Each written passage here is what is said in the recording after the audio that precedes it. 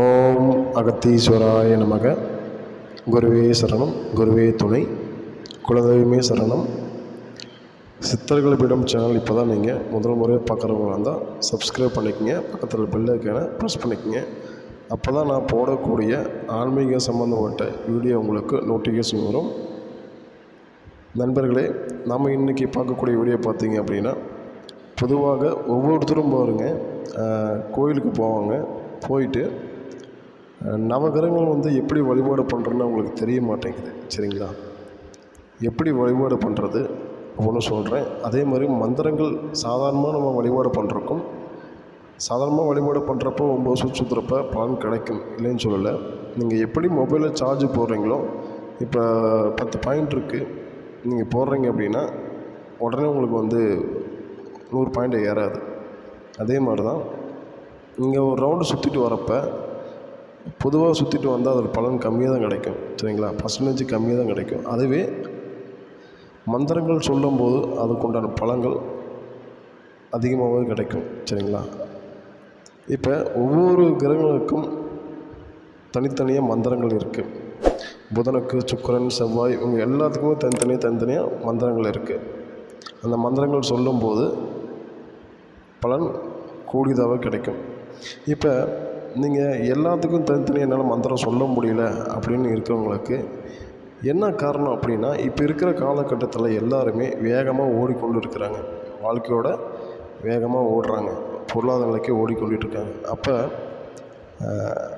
இதுக்கு என்ன பண்ணலாம் அப்படின்னா, பொதுவாக நவகிரகங்களுக்கும் ஒரே மந்திரமாக இருக்குது. சரிங்களா? நவகிரகங்களுக்கும் ஒரே மந்திரம் நான் உங்களுக்கு ஸ்க்ரீனில் கொடுத்துருக்கேன், பாருங்கள்.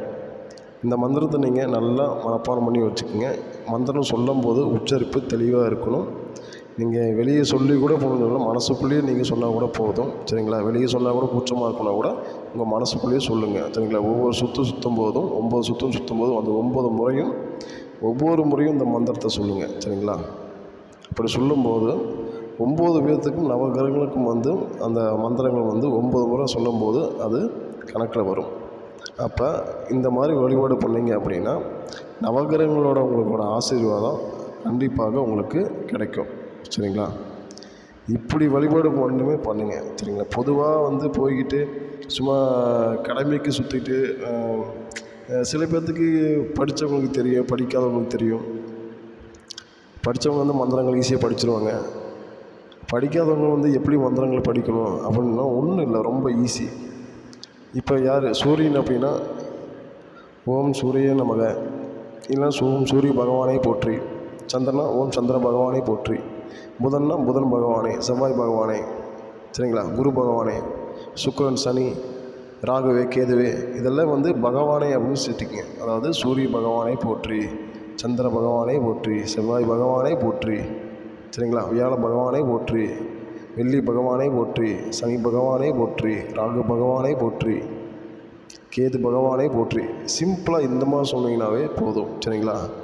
மந்திரங்களும் உங்களால் உச்சரிக்க முடியல அப்படிங்கிறவங்க இந்த மாதிரி நீங்கள் மந்திரங்கள் உச்சரிக்கும் போது அந்த மந்திரங்களுக்கு சக்தி இருக்குது. இது தமிழில் நீங்கள் இன்னும் ரொம்ப ஈஸியாக உங்களுக்கு சொல்லியிருக்கேன். சரிங்களா? படிக்காதவங்க கூட இந்த மாதிரி ஒரு தினசரி அது ஒரு முறைக்கு நீங்கள் 100 முறை அதை கேட்டு பாருங்களேன். கேட்க கேட்க கேட்க ஒரு முறைக்கு 100 முறை நீங்கள் எழுதி பாருங்கள், கேட்டு பாருங்கள். சரிங்களா? எந்த ஒரு செயலுமே கண்டிப்பாக அது உங்கள் மனசில் பதிவாயிரும். சரிங்களா? மீண்டும் நாளை சந்திக்கிறேன். தினசரி நம்ம வீடியோ பார்த்தீங்க அப்படின்னா சித்தர்கள் பீடம் சேனலில் உங்களுக்கு வீடியோ வந்துகிட்டே இருக்கும். ஏன்னா சில காலங்கள்